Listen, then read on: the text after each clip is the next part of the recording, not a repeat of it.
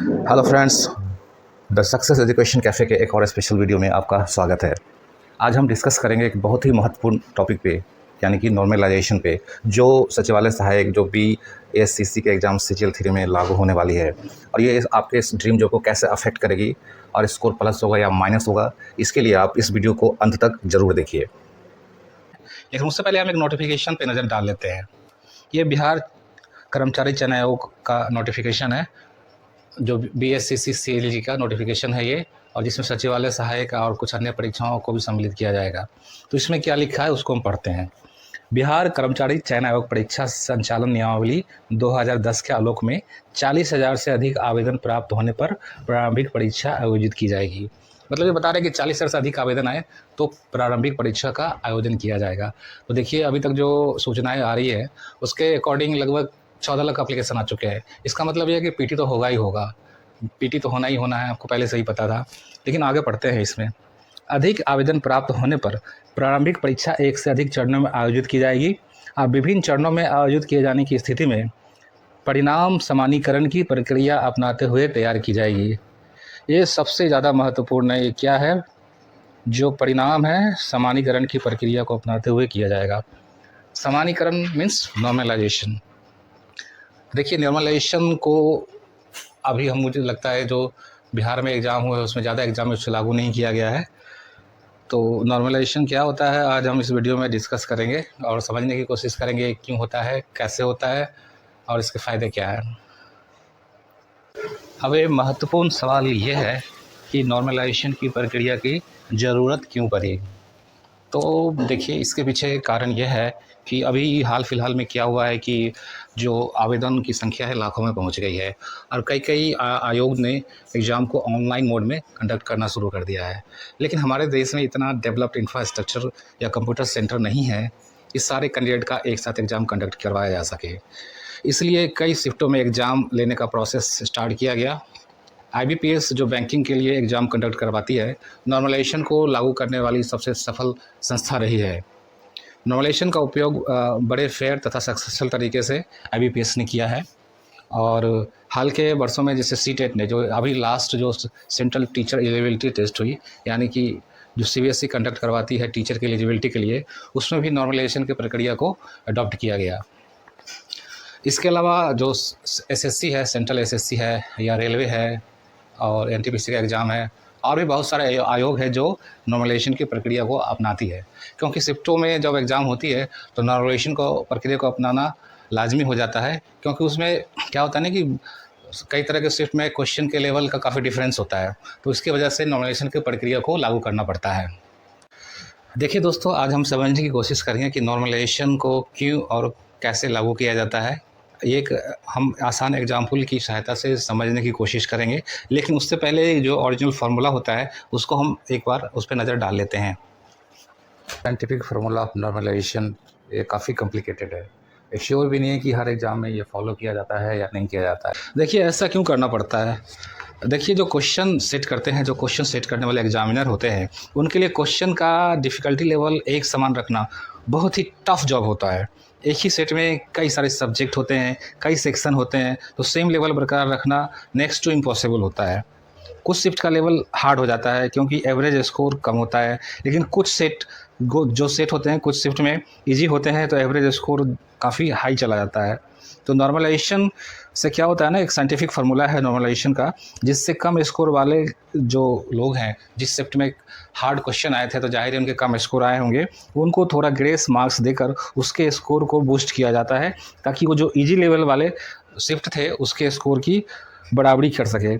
इसी तरह जो इजी लेवल वाले जो क्वेश्चन थे, जो इजी शिफ्ट आए थे, उसके स्कोर में थोड़ी सी कटौती की जाती है इसी फार्मूला के बेसिस पे, ताकि वो जो इक्वलिटी किया जा सके, क्योंकि जो टफ लेवल वाले हैं उसके बराबर पहुंच जाए। तो इसलिए उनकी जो मार्क्स है थोड़ा सा कम किया जाता है, उनका घाटा भी कभी कभी हो जाता है, उनको लगता है कि नुकसान हो रहा है, लेकिन वो जो फार्मूला से निकाला जाता है, साइंटिफिक फार्मूला होता है, उसके बेसिस पे निकाला जाता है, और उसके बेसिस पे एवरेज स्कोर ज़्यादा है तो उसके स्कोर में कटौती की जाती है, जिससे स्कोर कम हो जाता है। देखिए, नॉर्मलाइजेशन को हम इस चार्ट की सहायता से समझने की कोशिश करेंगे। एक थोड़ा सा उसका सिंपलेस्ट फॉर्म है, ओरिजिनल फार्मूला आपने देख ही लिया है। तो इसमें सब सोच लिए हाइपोथेटिकल सिचुएशन है, सचिवालय सहायक का एग्जाम कंडक्ट हुआ और 4 शिफ्टों में हुआ। ठीक है, पहले शिफ्ट में जो एवरेज स्कोर थे 75 आए, और दूसरे शिफ्ट में स्कोर 65 आए, और तीसरे शिफ्ट में स्कोर 90 आए, और चौथे शिफ्ट में स्कोर 75 आए। ये एवरेज स्कोर है, और इसका एवरेज निकालेंगे तो टोटल एवरेज आ जाती है, चारों का एवरेज आ जाती है 76 आ जाता है। ठीक है। और उसमें उसके बाद क्या होता है कि ये जो डिफ़िकल्टी लेवल देखेंगे, डिफ़िकल्टी लेवल देखिए, जो शिफ्ट 2 में जो मार्क्स आए थे 65 आए थे, मतलब 65 आए। 65 को हार्ड लेवल की श्रेणी में रख सकते हैं, और जो मॉडरेट लेवल की श्रेणी में है शिफ्ट 1 और शिफ्ट 4 के, क्योंकि उसमें 75 आए और शिफ्ट 4 में 74 आए। और शिफ्ट 3 में देखिए 90 स्कोर आ गए, 90 स्कोर आ गए। मतलब ये शिफ्ट काफ़ी ईजी था, तो लोगों को आसान लगा, लोगों ने जी भर के स्कोर किया और सारे सही करके आया, तो 90 के 90 स्कोर कर लिए। तो अब देखिए फार्मूला कहाँ पे काम करती है। और बहुत खुशी का, जो इजी वाले थे क्वेश्चन, बहुत मिठाइयाँ बांटना शुरू कर दिया, मैंने 90 कर दिया। लेकिन जब नॉर्मलाइजेशन का फार्मूला लागू होता है तो देखिए कहाँ पे अफेक्ट होता है, आगे आप देखिए। तो इसमें क्या हुआ कि जो स्कोर को नॉर्मलाइज करने के लिए एक एवरेज निकाला गया जो 76 था, और इस स्कोर को 76 का जो स्कोर था उसके एवरेज स्कोर तक पहुंचाने के लिए उसमें कुछ ग्रेस मार्क्स किसी को दिए गए और किसी का मार्क्स डिडक्ट कर लिए गए। जैसे शिफ्ट 1 के क्वेश्चन थे, मॉडरेट क्वेश्चन थे, तो उनको +1 नंबर दे दिया गया ताकि वो जो एवरेज स्कोर थे उसके करीब पहुंच सके। और इसी तरह 65 मार्क्स आया था जो हार्ड शिफ्ट था, उसको क्या किया गया, +11 स्कोर मिल गए, एक्स्ट्रा स्कोर +11 मिल गए ताकि उसको स्कोर को नॉर्मलाइज किया जा सके। इसी तरह जो शिफ्ट 4 थे, जो उसका भी मॉडरेट लेवल स्कोर था, उसको एवरेज स्कोर के पास पहुंचाने के लिए +2 कर दिया गया। लेकिन जो शिफ्ट 3 के क्वेश्चन थे, जो 90 नंबर जिसको आ रहा था एवरेज स्कोर, उसमें -14 की कटौती कर ली गई। ठीक है। तो इससे क्या हुआ कि इसी तरह आप रेलवे वगैरह में देखेंगे स्कोर काफ़ी माइनस में चले जाते हैं जो इजी सेट के होते हैं। तो यही फार्मूला होता है, ये तो समझाने के लिए एक्चुअल फार्मूला आपने देख लिया है, तो इसको आगे हम और समझेंगे। जो समझिए कि रॉ स्कोर है, मान लीजिए कोई आपका फ्रेंड है जो शिफ्ट 1 में अपियर हो रहा था, उसका जो रॉ स्कोर था 79 था। ठीक है। तो उसको 80 नंबर मिल गए, 1 नंबर मिले, इसका टोटल स्कोर 80 हो गया। शिफ्ट 2 में 65 मार्क्स आए थे, लेकिन वो काफ़ी दुखी था बेचारा कि मैंने इतनी पढ़ाई करी लेकिन मेरे नंबर आए नहीं, क्वेश्चन बना ही नहीं। तो उसको क्या दिया, नॉर्मलाइजेशन का फार्मूला के तहत 11 नंबर उनको मिल गया एक्स्ट्रा, और उनका भी स्कोर 80 चला गया। लेकिन शिफ्ट 3 में जिसके स्कोर 90 थे, जो लड्डू बांट रहे थे खुशी में, उनके स्कोर को -14 कर दिया गया।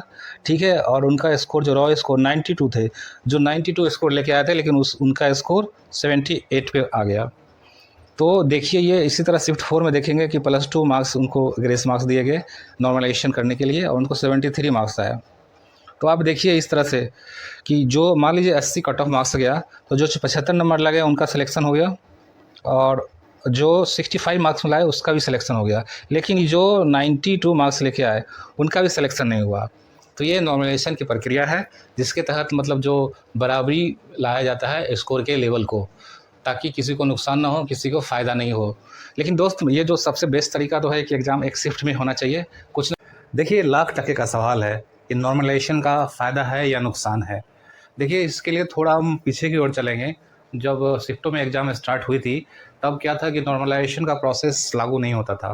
तो उसमें क्या होता था कि जो शिफ्ट में हार्ड लेवल का क्वेश्चन आ गया तो उनको काफ़ी नुकसान होता था, और संजोग से जिसके शिफ्ट में इजी लेवल का क्वेश्चन आया तो अच्छा स्कोर करते थे, उनका सिलेक्शन हो जाता था।